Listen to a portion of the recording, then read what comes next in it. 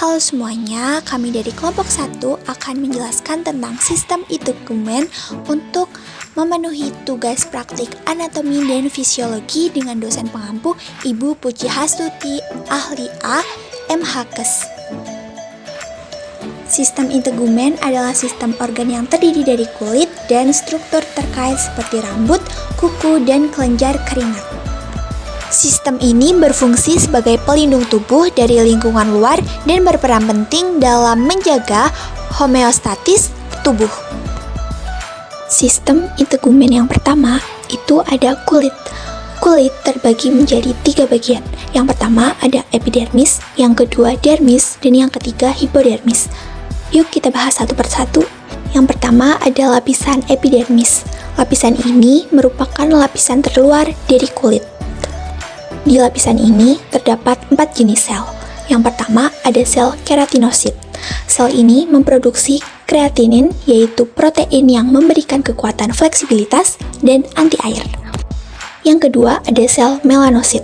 Sel ini memproduksi melanin, yaitu pigmen gelap yang memberikan warna pada kulit dan melindungi kulit dari radiasi. Yang ketiga ada sel Merkel. Sel ini berkaitan dengan indera sentuhan. Yang ketiga ada sel Merkel.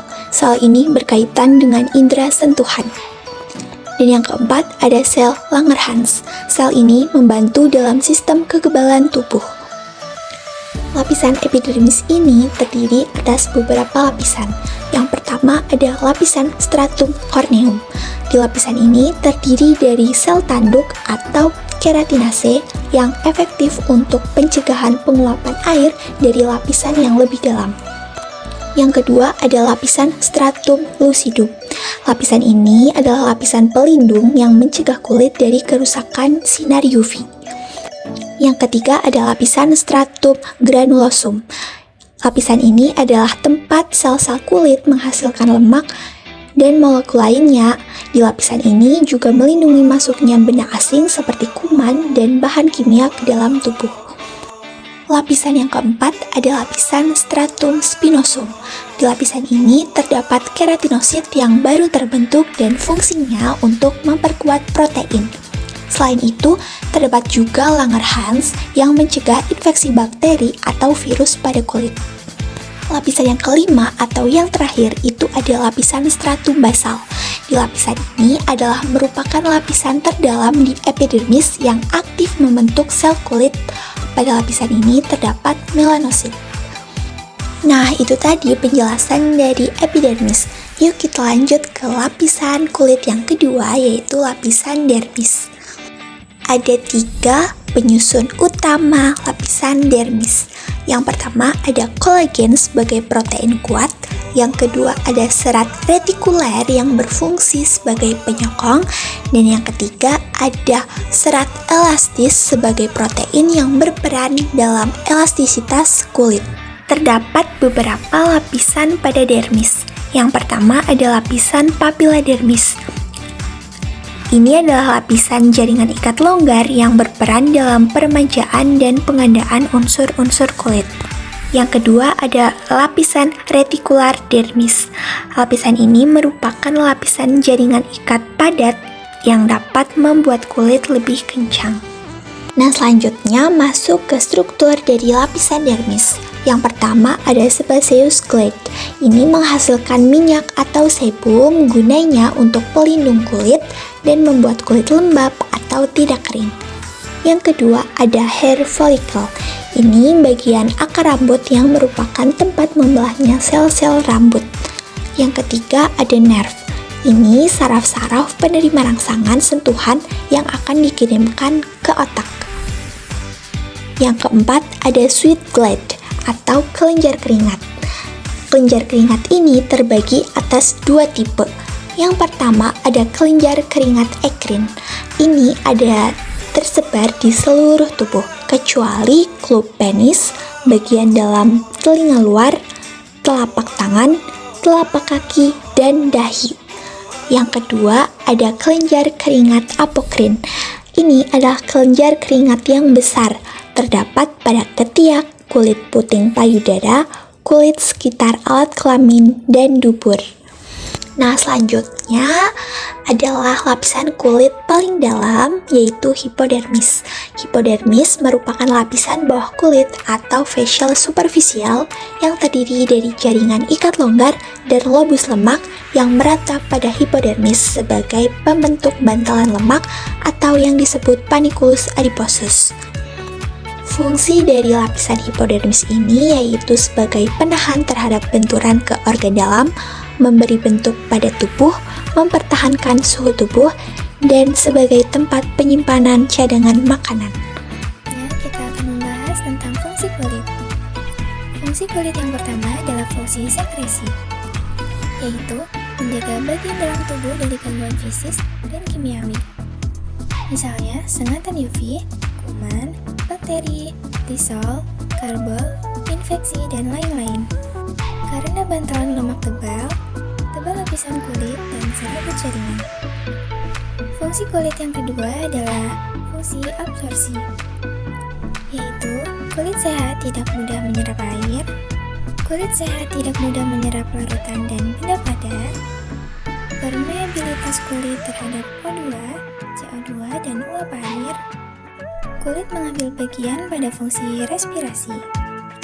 Fungsi kulit yang ketiga adalah fungsi ekskresi, yaitu kelenjar kulit berfungsi mengeluarkan zat tidak berguna atau sisa metabolisme, misalnya NaCl, urea, asam urat, dan amonia.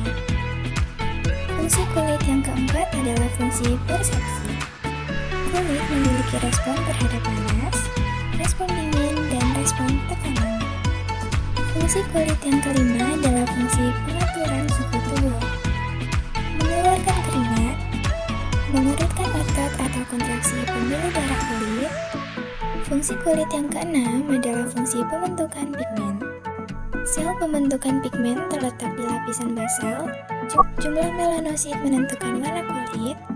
Warna kulit tidak sepenuhnya karena pigmen kulit, namun juga tebal tipisnya kulit, reduksi Hb, dan karoten. Fungsi kulit yang ketujuh adalah fungsi keratinisasi. Proses berlangsung 14-21 hari sebagai perlindungan terhadap infeksi. Fungsi kulit yang kedelapan adalah fungsi pembentukan vitamin D. Tubuh terkena sinar matahari secara langsung dan tubuh memproduksi vitamin D dengan membakar kolesterol di sel kulit. Demikian pembahasan tentang tersusun dari keratin. Keratin merupakan salah satu jenis protein. Beberapa bagian kuku yaitu nail plate merupakan bagian kuku yang paling terlihat dari luar. Tidak terdapat jaringan saraf maupun pembuluh darah. Setelahnya, jika pada bagian nail plate tumbuh terus-menerus, maka akan ada bagian yang menggantung yang disebut free edge.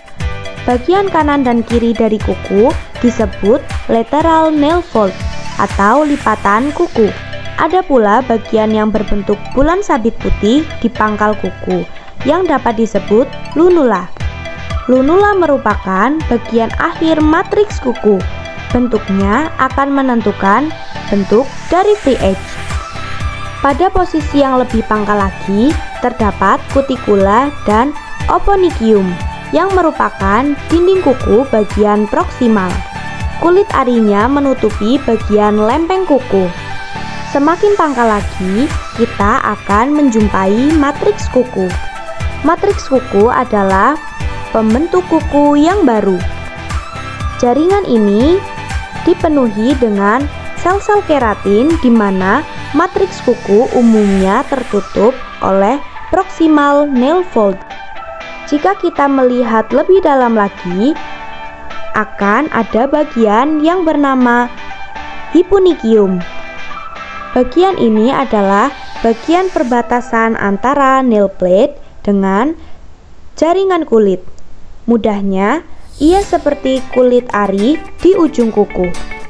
Berikutnya, nail groove. Nail groove merupakan celah antara dinding dan dasar kuku, atau sering juga disebut nail bed. Nail bed terdapat saraf dan pembuluh darah. Manfaat bagian-bagian kuku. Pertama ada lempeng kuku. Lempeng kuku adalah bagian kuku yang terlihat keras dan transparan. Lempeng kuku berfungsi melindungi ujung jari dari cedera fisik. Kedua ada tepi kuku bebas. Tepi kuku bebas adalah bagian lempeng kuku yang terluar dan melampaui ujung jari. Bagian ini tidak menempel pada dasar kuku dan berfungsi melindungi ujung jari. Ketiga ada lipatan kuku lateral. Lipatan kuku lateral adalah lipatan kulit di sisi kanan dan kiri kuku yang berfungsi menahan kuku pada tempatnya. Keempat ada lunula. Lunula adalah bagian kuku berwarna putih yang terlihat seperti bulan sabit di pangkal kuku. Bagian ini adalah ujung dari matriks kuku yang berfungsi sebagai penanda area pertumbuhan kuku. Kelima ada kutikula. Kutikula adalah lapisan kulit mati yang menempel di pangkal lempeng kuku. Kutikula berfungsi melindungi matriks kuku dari infeksi bakteri dan jamur. Keenam ada eponychium. Eponychium adalah bagian yang menghubungkan kutikula dengan lempeng kuku. Eponychium berfungsi mencegah masuknya bakteri dan kotoran ke dalam matriks kuku. Rambut. Folikel rambut adalah kantong kecil pada kulit sebagai tempat rambut tumbuh. Folikel rambut biasanya terletak di lapisan kulit epidermis dan dermis. Terdapat dua bagian yaitu folikel rambut dan batang rambut. Bagian rambut. Yang pertama yaitu kurtikula. Kurtikula tersusun dari sel-sel yang bertumpuk seperti sisik. Lapisan ini merupakan bagian terluar dan terkuat dari batang rambut.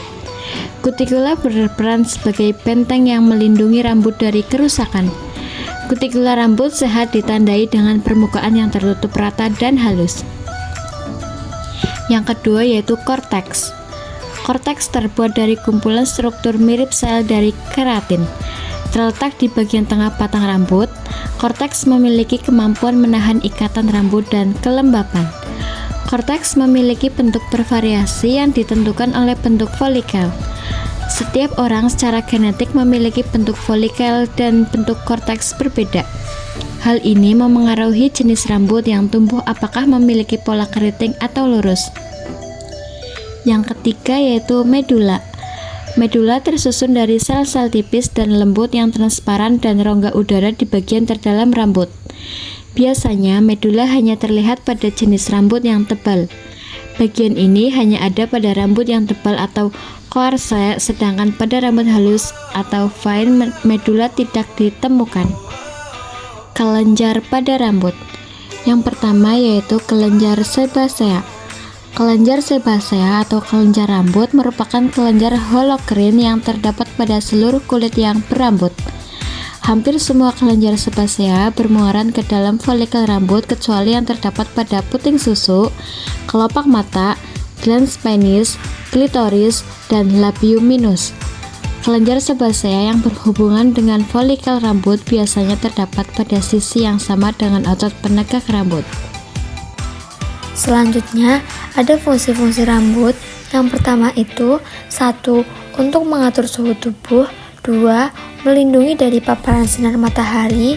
3. Melindungi kulit dan organ tubuh dari kotoran atau bakteri. Yang keempat, bagian dari fungsi indera. Yang terakhir ada mengurangi gesekan. Jadi, rambut bukan hanya sekedar perkara akar dan batang rambutnya saja, akan tetapi ada struktur yang kompleks dengan perannya masing-masing, mulai dari memberikan nutrisi, melindungi hingga mewarnai pada rambut. Menjaga kesehatan rambut tentu sangat krusial demi memastikan tiap bagian dari anatomi rambut. Anatomi rambut ini berfungsi sempurna, bukan hanya dari luar, namun juga dari dalam, dengan cara menjalani gaya hidup yang sehat.